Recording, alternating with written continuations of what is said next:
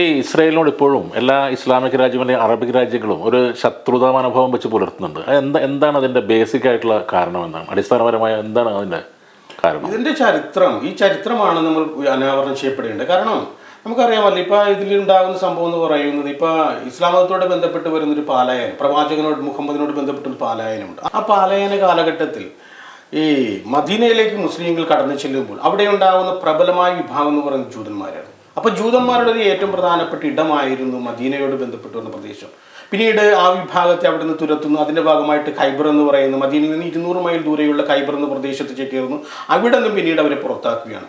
അങ്ങനെ പാലായനത്തോട് ബന്ധപ്പെട്ട് വരുന്ന ചരിത്രം ഇസ്ലാമിൻ്റെ കാലഘട്ടത്തിലും ഈ ജൂതന്മാർ അനുഭവിച്ചിട്ടുണ്ട്. പക്ഷേ ഇവിടെ ഉണ്ടാകുന്ന സംഭവം അതുമാത്രമല്ല. ഈ ഇസ്ലാം മത വിശ്വാസികളെ സംബന്ധിച്ച് ഗ്രന്ഥം ചുമക്കുന്ന കഴുതകളെന്നാണ് ജൂതന്മാരെ പറയുന്നത്. ഇവർ പറഞ്ഞു വെക്കുന്ന ഒരു ആശയമുണ്ട്. ഇവർ പറയുന്നത് അബ്രഹാം മതത്തിനോട് ബന്ധപ്പെട്ട് വരുന്ന വിഭാഗമാണെന്ന് ജൂതന്മാർ സമർത്ഥിക്കുമ്പോൾ തന്നെ ഇസ്ലാം മത വിശ്വാസികൾ പറയുന്നത് എബ്രാഹാം മതത്തോട് ബന്ധപ്പെട്ടൊരു വിഭാഗമല്ല ജൂതന്മാരെന്നാണ് പറയുന്നത്. ഇവർ പറയുന്നത് ഖുറാനോട് ബന്ധപ്പെട്ട് വരുന്ന ഗ്രന്ഥങ്ങൾ അല്ലെങ്കിൽ ആ ഒരു ആശയത്തിനകത്ത് ബനു ഇസ്രായേൽ എന്ന് പറയുന്ന ഒരു വിഭാഗത്തെ പറ്റി പറയുന്നുണ്ട്. ബനു ഇസ്രായേൽ എന്ന് പറയുന്നത് അബ്രഹാമിനോട് ബന്ധപ്പെട്ട് വരുന്ന മറ്റൊരു തായ് വഴിയാണ്. ആ ഒരു പരമ്പരയിൽ വരുന്നതാണ് ബനു ഇസ്രായേലികൾ എന്ന് പറയുന്നത്. അതായത് ഈ ഇസ്രായേലിന്റെ മക്കൾ എന്നുള്ളതാണ് ബനി ഇസ്രായേൽ എന്ന് പറയുന്നത്. അപ്പോൾ ആ പറയുന്ന വിഭാഗത്തിലാണെന്നാണ് ഈ ജൂതന്മാരെ പൊതുസമൂഹം കണ്ടുവരുന്നത്. പക്ഷേ മുസ്ലിങ്ങൾ പറയുന്നത് ഈ വിഭാഗത്തിൽ പെടുന്നതല്ല ജൂതന്മാർ, ഇവർ രണ്ടും രണ്ടാണെന്ന് പറയുന്നത്. അതെങ്ങനെയാണെന്ന് വെച്ചാൽ ഇവർ പറഞ്ഞു വെക്കുന്നത് ഈ ബനു ഇസ്രായേലിനോട് ബന്ധപ്പെട്ട് വരുന്ന ആളുകൾ പാലസ്തീനിൽ താമസിച്ചിരുന്നു. ആ ബനു ഇസ്രായേലിൽപ്പെട്ട പാലസ്തീനിലെ സ്ത്രീകളെ ഗ്രീക്കുകാർ വന്ന് ആക്രമണം നടത്തുന്നതിന്റെ ഭാഗമായി പ്രത്യുൽപാദനം നടത്തുന്നു. അതായത് ബലാത്സംഗം ചെയ്യുന്നു.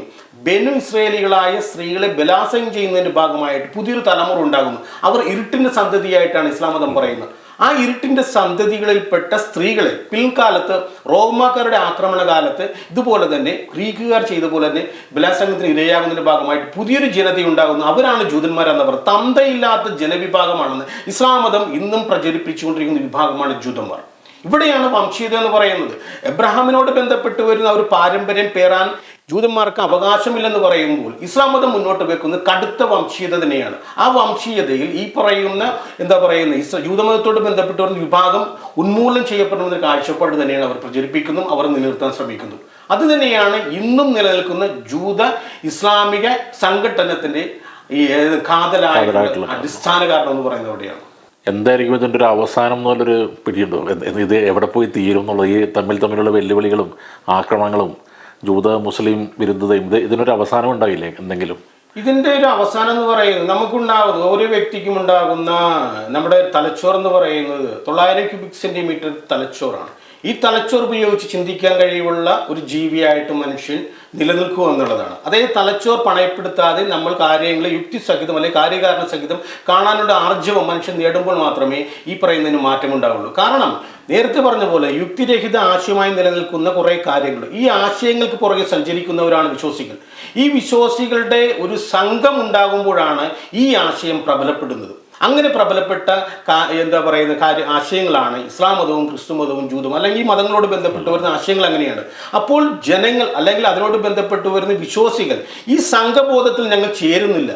ദൈവമായിട്ടുള്ള ആരാധനക്രമത്തിൽ ദൈവത്തോട് ബന്ധപ്പെട്ട് വരുന്ന വിശ്വാസത്തിൽ ഞങ്ങൾക്ക് സംഘടിക്കേണ്ട ആവശ്യമില്ലെന്നും ഞങ്ങൾ ദൈവത്തിൻ്റെ സൃഷ്ടിയാണെന്നും ഞങ്ങളെ സൃഷ്ടിച്ച ദൈവത്തോട് മാത്രമേ ഞങ്ങൾക്ക് തീർപ്പ് കൽപ്പിക്കേണ്ടതുള്ളൂ അല്ലെങ്കിൽ അവരോട് മാത്രമേ ഞങ്ങൾക്ക് ബന്ധപ്പെടേണ്ട തീരുമാനത്തിലേക്ക് വിശ്വാസികൾ എത്തിയാൽ സംഘം ചേരുന്ന ഒരു പ്രവണത തീരുകയും സംഘബോധത്തോട് ബന്ധപ്പെട്ട് അതിൻ്റെ ആ സംഘബോധം ഉണ്ടാക്കാൻ ശ്രമിക്കുന്ന ആൾക്കാർ മുന്നോട്ട് വെക്കുന്ന അല്ലെങ്കിൽ അവർ പടച്ചുവിടുന്ന പ്രശ്നങ്ങളെ അംഗീകരിക്കാനും സപ്പോർട്ട് ചെയ്യാനും ജനങ്ങളില്ലെന്ന് വരുന്നൊരു കാലഘട്ടത്തിൽ യുദ്ധങ്ങളെ ഇല്ലായ്മ ചെയ്യുന്ന ഒരു കാലഘട്ടമായിട്ട് നമുക്ക് കണക്കാക്കാം. ഇസ്ലാം മതം കൃത്യമായിട്ട് പറയുന്നുണ്ട് യുദ്ധം എന്ന് പറയുന്നത് ചതിയാണെന്ന് പറയുന്നുണ്ട്. പ്രോഫറ്റ് മുഹമ്മദ് പറഞ്ഞിട്ടുണ്ട്, ഇമാം അലി പറഞ്ഞിട്ടുണ്ട് യുദ്ധം എന്ന് പറയുന്നത് ചതിയാണ്. ഇസ്ലാം മതം അതിൻ്റെ അപ്രമാദത്തിൽ സ്ഥാപിച്ചെടുത്തുള്ള ഈ ചതികളിലൂടെയാണ്.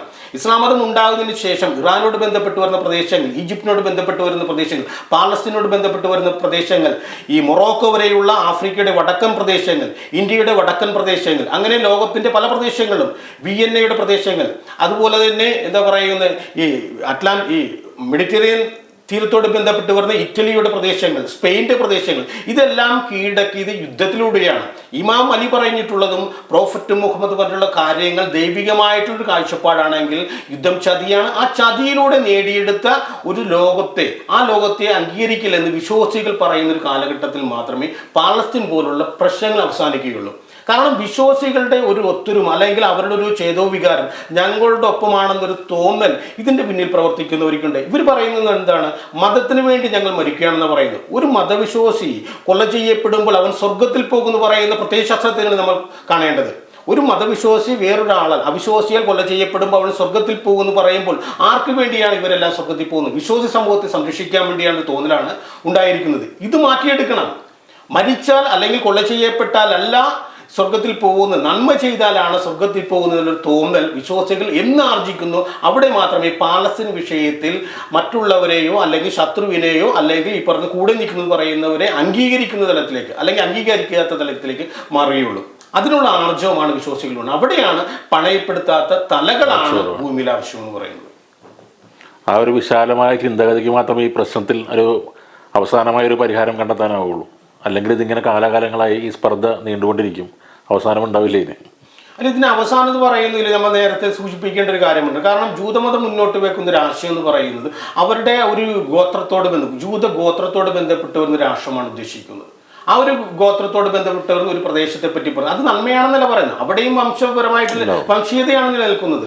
അപ്പോൾ അത് പറയുമ്പോൾ തന്നെ ഇസ്ലാം മതത്തോട് ബന്ധപ്പെട്ട് നിലനിൽക്കുന്ന ഒരു ആശയമുണ്ട്. ആ ആശയം എന്ന് പറയുന്നത് ഈ പറയുന്ന ഖുറൈശികളോട് ബന്ധപ്പെട്ട് വരുന്ന അല്ലെങ്കിൽ ഈ പറയുന്ന അപ്രമാദിത്യം സ്ഥാപിച്ചെടുക്കാനും അത് നിലനിർത്താനും ശ്രമിച്ചുള്ള വിഭാഗങ്ങളുടെ കീഴിൽ അണിനിരക്കേണ്ട ഒരു വിഭാഗമാണ് തോന്നലുണ്ടായിക്കൊണ്ടാണ് ഇവർ പ്രവർത്തിക്കുന്നത്.